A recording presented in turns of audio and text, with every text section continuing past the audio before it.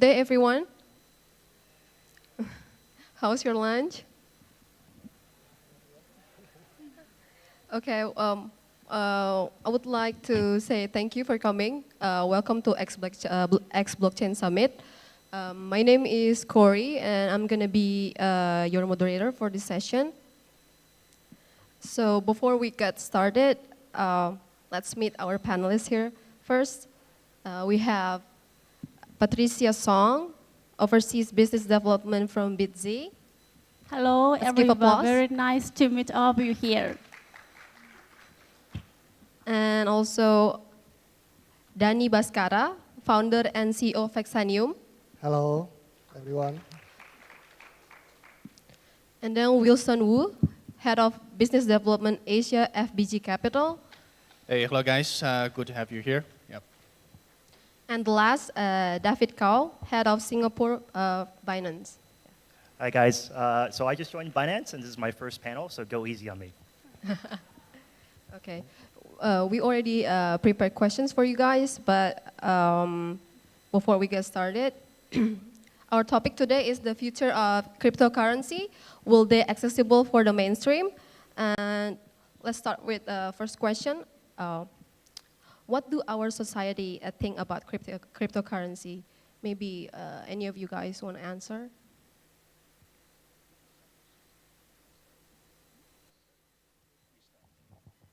Yeah, I try to make it quick because we're approaching the lunch time. Just make sure we have time there. We actually prepared a question. I look at the numbers and look at the market. Say the current adoption is pretty low, and their number shows in the U.S. adoption is 8%, but I think globally probably it's less than 2%. And I would say it's pretty difficult at this moment. Why? It's very simple. I opened my first trading account with fiat trading account, and it takes me 2 months for the KYC. So I almost forget about it, and at the time, one day I got an email that says approved. So in the process, I still have to hold my passport, write a date and signature, and take a picture.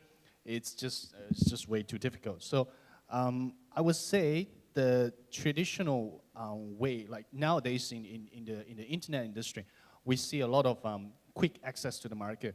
Like say, I just use my phone number, I just send an SMS, I can get my account down. That's it. So even the day before I purchased my ticket here, I can't even remember the airline's password, so I just send an SMS down. But for crypto market, you create wallets, the whole process is just too long. So the difficulty is there. So I think it's just on the easy use basis, it's pretty hard at this moment for people to adopt. And the other thing is that I think the ecosystem is pretty weak. In China, if you see, because I stay in Beijing, and if you see, we go out, we don't have to use cash. We can use Alipay or WeChat Pay. It's just pretty convenient. The reason being is the ecosystem is there. So you can go anywhere. People say, okay, you just do WeChat or do Alipay. And it's very easy to access. So people with that ecosystem, then whatever currency or crypto on that platform works. So it's really the matter who are the players and what actually is the platform. Then the third part I think is important is stability. Because on a crypto part, it's like I'm trying to pay a coffee, but on the next second, actually, it's like much more expensive or much cheaper. So it just fluctuates a lot. So on the speculating side, I think it's good, but on the usability, it just worries me. Just say, for example, the previous trip in Singapore Consensus, actually, I treated my colleague and friends a night of chili crab. But because I borrowed in cash, I want to pay back in crypto, but every day it fluctuates. So it really frustrated for me which day to convert. So the stability is another problem. So these are the 3 points I think it's at early stage is harder to adopt, and you need to have a good ecosystem and stability and security and easy access for people to adopt. Yeah, you want to add something? Let's talk about the awareness. How can the awareness of cryptocurrency be raised for the market or the investors? Yeah, so I think following up on Wilson's comments, I completely agree. I think adoption is the main bottleneck to awareness in this industry. As he mentioned, there are a lot of incumbent internet players, right? You've got your Googles, your Amazons, your Alibabas, your Ubers, whatnot. And you have a lot, something like 2,000 tokens listed on CoinMarketCap. You have 400 listed on Binance. And a lot of these projects are basically tackling the same problems that the large incumbents are doing, except these large incumbents are already multi-billion-dollar businesses. They have, tens of thousands of employees, right? They have hundreds of millions of users. So then what do you do as a token project, right? But then it's exactly the same problem that every single traditional VC-funded startup has faced in the past, right? So you have to raise money, right, which ICO has obviously done, and then you have to build a product. You have to have good product market fit. You have to address user pain points. You have to spend a reasonable amount of time and money and resources on marketing, user acquisition, building your operations, your technology, right? And I think once these token projects start seeing, how do you really build a business and a platform, then hopefully we'll have a few, hopefully big token projects that come out and really gain mass user adoption, and this will raise awareness for the entire industry. How about you, Danny or Patricia? So for now, I think crypto is quite popular and in their believer, and also quite popular on some tech guy, but not popular in mainstream. Yeah, because I think not many applications that are ready on the market ready for the crypto. Now cryptocurrency is only for trade, day trading. Yeah, that is my concern is we need more and more application that are already used in daily life. Yes, and I totally agree with you, your opinions. But I want to give one more point that I want to implement. That why the cryptocurrency is not the mainstream right now. Some of the problem may be based on the technical problem or the policy problem, and also some trust for problem. But I think basic in one word that it is like the S curve of the development of the regular. Because right now it's just the beginning of blockchain and cryptocurrencies.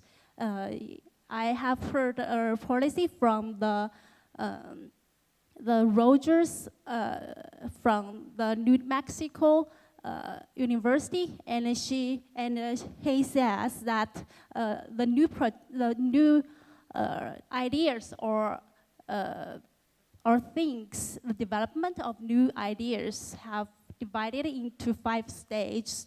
The first stage should be the understanding stage, and then comes the interest stage, and then comes to the evaluate stage and the experimental stage, and finally is the adoption stage. So right now, the new technology and cryptocurrency is a totally new thing in the world, just like the web, just like the mainnet website in the first of last century. So it is I think when the new things improved to a stage, and it will be adopted very, very soon by so many people, and when it reached more than, for example, 10 to 25% of the inhabitants, it will grow very, very fast. Okay, thank you for your answer, Patricia. Let's moving on. We agree that one of the hesitations for regular consumers is the usability of cryptocurrencies. Like, why would we invest it if we cannot use it? What do you think about it? How to let consumer or general people use it?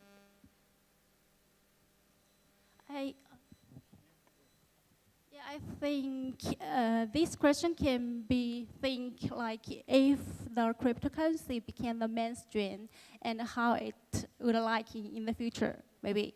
Yes, first I think it would be like people may store or hold their digital cryptocurrency as an asset. For example, they hold dollars, they hold euro, they hold RMB, and then instead part of their asset they will hold BTC, ETH, or MPXS. Yes, so maybe this is the trend in future if they use it. And the second is in payment. People maybe use the cryptocurrency to buy something directly especially in cross-border payment. We don't need the SWIFT as the main focus, so we can transfer the cryptocurrency directly. It's more convenient and more sufficient, and I think it's more safety than the normal way. Yeah, maybe you have, Danny, some use case that relevance with Indonesian market about how to let general people use it. I mean, more accessible. Yeah, so in Indonesia itself, cryptocurrency is prohibited to use as a payment. So now Vexanium itself, we build application that you can use a point and you can use loyalty program and can get coffee and can get some of chicken on the KFC, use crypto, but not as payment, but as a point. So I think for the loyalty point itself is one a good thing is the speed, because we use centralized beside decentralized. The crypto itself is decentralized, but and the loyalty point itself, people can use it without think about the volatility, about the price. So in Indonesia itself, we use it loyalty point because we cannot use a crypto as a payment. That is my opinion for Indonesian market. Okay. You want to add? I think just now we already mentioned a bit. So for the users, actually to access the market, firstly, it has to be easy and secure. So when the user didn't really care maybe the back-end technology, but they just want to have it and use it. So to have the usability, it's important. So it's pretty easy for access. And the second part is it's security. And if you want a user to have two-step verification, cold wallet, bring together, then go and do payment, it's just too long. So something which is easy access and with security, I think is important for the user to accept into the market. Yeah, so as everyone knows here, it's extremely difficult to get your money into and out of crypto, especially in certain countries. I mean, I think for the common user that's never, is not tech savvy or is not familiar with crypto, like how do you get $1 into BTC, for instance, right? So I think one of the initiatives that CZ announced this year for Binance is that we're going to launch about 5 to 10 fiat to crypto exchanges globally, maybe 1 to 2 per continent. And that, I think, will allow each country's residents and citizens to be able to get their money in and out easily, right? And then they're basically using a trusted brand name like Binance. And as part of my responsibilities for Singapore, I am overseeing the launch of the Singapore fiat exchange, as well as potentially looking for other potential exchange launches in Southeast Asia. Okay. How about the liquidity or the security of the cryptocurrency? I mean, I'm not a security expert, so I can't, debate the differences between holding assets in a hot wallet or a cold wallet or two-factor authentication. But, I know that all the top exchanges, especially Binance, we spend a lot of time on upgrading our technology and making sure that consumer funds are safe. You want to add about the liquidity or the security of cryptocurrency? How to solve the liquidity of and the security?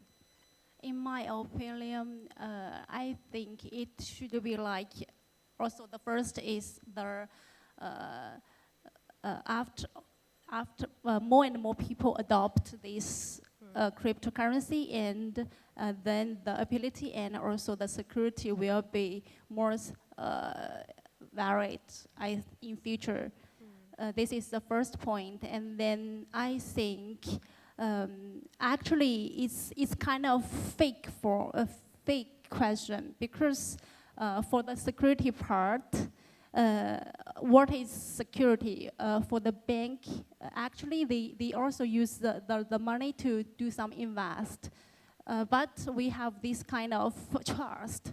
So trust for is the most important thing during this area. So if we talk about mass crypto to the mainstream, I think for the security and liquidity itself, for new people that they want to enter the crypto, I think I was talking with a lot of people. I think they said that it's very difficult to enter the crypto. If they need to create a private key, they need to create a mnemonic, whatever. A lot of people don't know what's that. So I think before we talk about more insecurity, more people in new crypto still confused about the concept of the decentralization. I think we need some of application that can make it easier to create a private key, to store the private key, because a lot of new people in crypto, they always losing their private key. I talked with a lot of people, new people in this industry. Most of them said, I lost my private key. I don't know where I put the mnemonic, I lost it. And I lost 0.1 BTC and two years ago. That is the problem. Most of people, after they create wallet, they don't know how to store the private key. That's the basic idea, that basic problem that we need to solve. We'll talk about the security side. I think the interesting thing is centralized and decentralized. If it's centralized, then we are relying on the entity, say for example banks. We think we trust, they can protect us.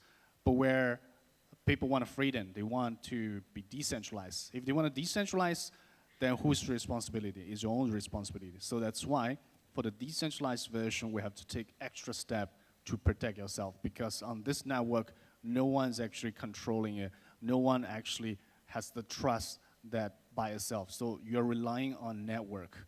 So that's the difficult part we have to take in. And also for the usability, especially for tokens, if you want to use it for maybe more liquid ones, then you can easily value and transact, and maybe on the Binance you can convert to fiat or vice versa. But for the illiquid ones, but we have to think about again. So many crypto, they claim their utility.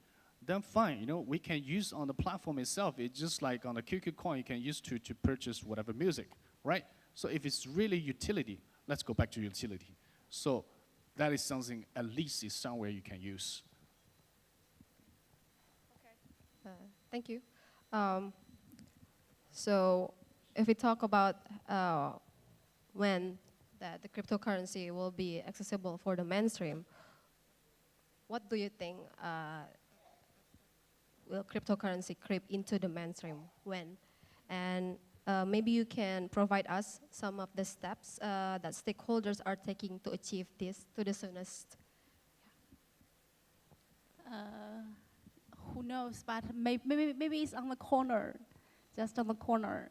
As you said before, there are 8% of Americans already hold their cryptocurrencies. So maybe reached 10% or more than 10%, and the adoption will be accelerated very quickly. So what my suggestion is just hold your high quality cryptocurrency. For example, BTC and XML and Ripple and MPXS to identify the high quality project and to hold the high quality cryptocurrency, because these cryptocurrency are the future of this era. And you can identify, for example, through some area of their open code, their investors, their community, and their teams, and through many areas, just hold their cryptocurrency, I think, to wait for the corner. Okay, how about you, Danny? Yeah. So from my perspective, I think we can take a look back for 8 years ago in Indonesia itself. 8 years ago in Indonesia, there's only 500,000 people using e-commerce. They buy only on Amazon, eBay. That is, they are early adopter. But in more than 7 years, from 500,000 people, now more than 80 million people already purchase on e-commerce. So I think from that time, what I learned is we need more marketing, like new user education, new user acquisition. That is, and for the crypto itself, we need more application that make people enter to the market without thinking about pump and dump, without thinking about price. So that coin can use based on everyday life. So they can use the coin for the loyalty point, for the purchase something. How come if we do mass adoption, like a teacher, like farmer, how come they trading every day? Cannot. But they can use the crypto for in their daily life. I think if we want to like make a crypto to the e-commerce, we need certain time to make more user acquisition. Because e-commerce itself in Indonesia, we need 7 years from 500,000 to 75 million. We need 7 years time for e-commerce itself. Yeah. For e-commerce itself. Yeah. Okay. For e-commerce. Okay. Well, for adoption, what I see in this market is you need big guys to come in. The key important factor I'm looking at is, firstly, you need a network. And maybe the first batch of the cryptocurrency or crypto payment, it's hard to survive. It's just like, if you look at maybe like WhatsApp or WeChat, before them, actually, there are lots of players already in the IM industry. But there's some guys died. But the second batch, maybe they grow larger. It's the same that we see it now. For the big players, say for example, we see like ICE or Starbucks, they start cooperating and they set up one of the exchanges that they want to adopt into the coffee purchase. So if the big guys with network, they're adopting this, then I think actually it's coming. So we need the large guys to come in and adopt for this usability. So that is important, number one. The second part is the value. So this cryptocurrency have to store value. It's not just, say, for speculation. We need something with fundamentals, something support the value, something that people can trust in it and can use it. So it's the value that we store in. So these are the things I think it's important for the general public to adopt. And the third part is just we mentioned is security, easy and secure. So these are the parts that we think 3 points. Yeah. You want to? Yeah, so I think we've touched upon this concept of adoption. So I think one of the leading examples today is probably Ripple. So as anyone who's ever tried to transfer money cross-border through SWIFT, it takes 3 to 5 days. It's absolutely ridiculous. It's very slow in this day and age, right? Especially when you can just WeChat pay people money instantaneously. So Ripple is obviously running these tests of these big banks for cross-border currency transfer, right? So I think that could potentially replace SWIFT transfer. And then you have other more consumer-oriented applications like PundiX, right? So these guys are rolling out point-of-sale terminals in which you can then pay for food, coffee, goods with your crypto. And then another space that I particularly like, so at my previous private equity firm, we were an investor in Didi, in Uber, and Grab. So ride sharing, right? And then just general sharing economy. We also looked at Airbnb, but we did not make that investment. But there are a number of token projects that are basically tackling ride sharing and home sharing. And this is a platform which basically you can put on a decentralized exchange, a marketplace, and you can match buyers and sellers, and you no longer need the middleman to take a cut, right? Uber charges its drivers 20% cut rate. That's crazy, right? And then on Uber, you have fees both on the renter and the landlord side. So once you put that entire thing on a marketplace, on a decentralized marketplace, then those fees are gone. Okay. Thank you, David. Okay. This question it's about regulation. As we know that cryptocurrencies are illegal in some countries, like for example Indonesia, like we cannot use it as a illegal payment method. Maybe you can share to us about the regulation framework, like what's the best? Okay, maybe you want to start. I think some of the countries right now in the world have already very friendly to cryptocurrency in payment and also in blockchain area. For instance, the Japan and Korea, and also some country in Europe. Yes, I know that in Switzerland, tourists can use the cryptocurrency to buy the tickets. And in Malta, and some like top exchanges have already moved their office there, and they're very friendly in this area, and I plan to do some play in this area. And for instance, in like Amsterdam, the city, they earn more than 20 ATM, which insist cryptocurrency in their city. So these are very, very good thing for cryptocurrency in payment and also blockchain area. And I think more and more countries will be more open-minded to this area soon. So regulation is a very interesting topic to me. So just as a background, I've been regulated in the US under FINRA when I was working on Wall Street. I've been regulated in Hong Kong under SFC when I was working in private equity. So, for anyone who's ever taken one of these licensing exams, it's literally a nightmare of memorizing hundreds of pages of laws and regulations that are like 50 years old, right? I mean, obviously, those laws and regulations are very applicable to the securities industry, but I think not necessarily applicable to a growing industry like cryptocurrency.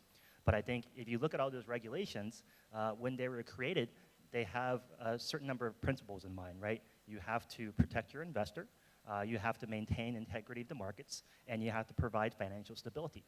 So I think a lot of the more progressive cryptocurrency regimes have started to sort of port those principles over to cryptocurrency regulation.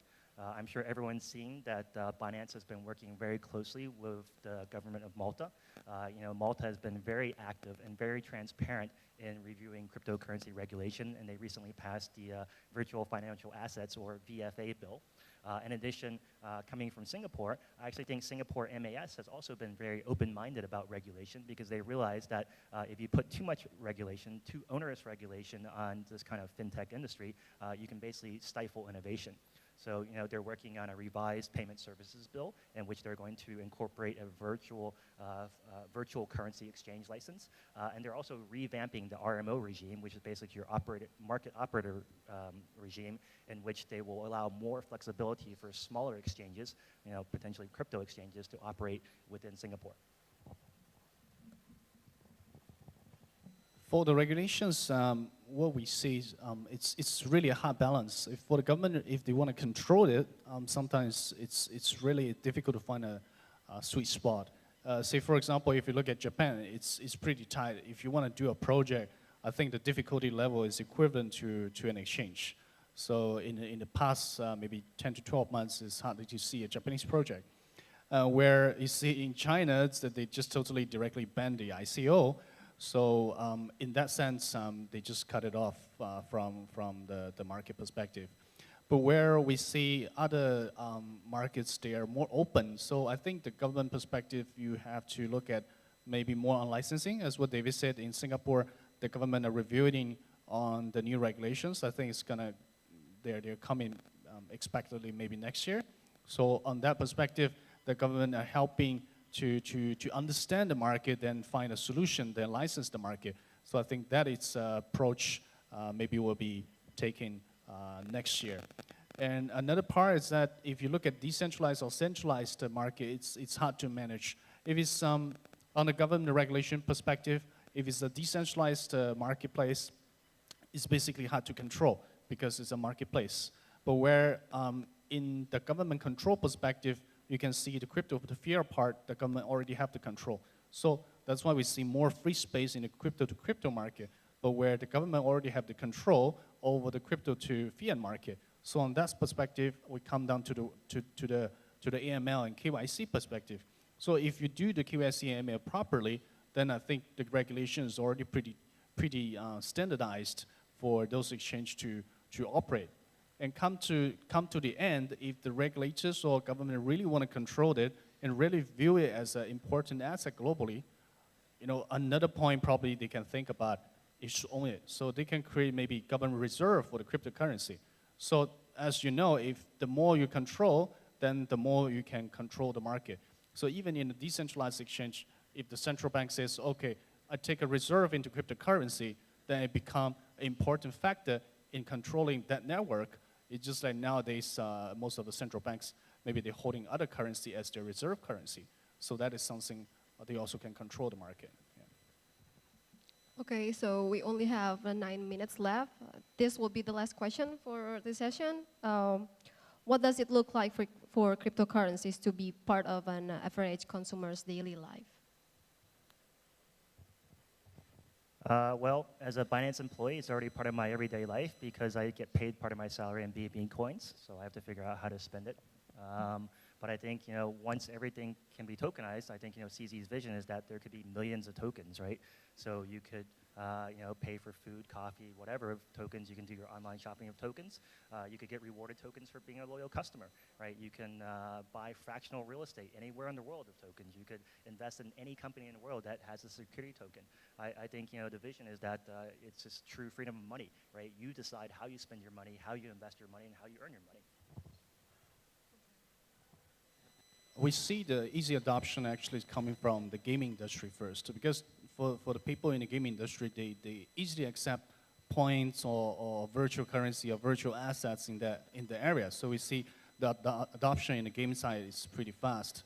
So I think for the general public, if they want to adopt this cryptocurrency, they have to, beneficial for them to use. Otherwise, if I compare my fiat to crypto, if I think the fiat is easy to use and more secure to use, then I would choose the fiat. But if the cryptocurrency bring me benefit, so that's the benefit to trigger the people to use. The second part I think is important, as will be mentioned, is the network. So the large guys with network, if they come in and adopt, will be largely benefit to educate the general public to use it. Otherwise, it takes much longer for the market to adopt. Yeah, so for this is one of our missions. So this month we launched our new app, and this app is new user can use crypto as a loyalty point. They can use crypto to use it on the some store like Indomaret, Alfamart, biggest store in Indonesia, and also in KFC. So we want to new user to enter the crypto. We don't know that is crypto. So that is the point that why we launched our new app, to make it crypto to be mainstream in Indonesia. So we start with the loyalty point first, and later the next phase they can use for purchase a lot of or their item in daily life. As I mentioned before, I think maybe people will hold more cryptocurrency as their asset. And then people may say, oh, he's rich, he has thousands BTC. And then instead of his millionaire of dollar or other fiat currencies. And the second part would be in the payment area. We can like to buy something online, use cryptocurrency, and also offline, and to pay something directly. And also for some part of a cross-border payment, it's much easier for them to make trade and make transactions. And also the cost fee, the transaction fee, I think is much cheaper than the normal transaction. And the third part would be when much more adopters in cryptocurrency area, and then it would be the normal currency as the fiat, like dollar. So it's keep balance. And then maybe more and more industry comes out. For example, like bank, they will help us to invest our digital asset, or they will help us to make profit, something like this. Okay, thank you, Patricia. And that is a great, insightful discussion from our panelists. And also at the end of our session, give applause to our panelists. Is there something you want to add before we close the session? No? Okay. So thank you for coming today. It's a pleasure to be here, to be part of XBlockchain Summit. I hope you guys have a good day and see you. Thank you.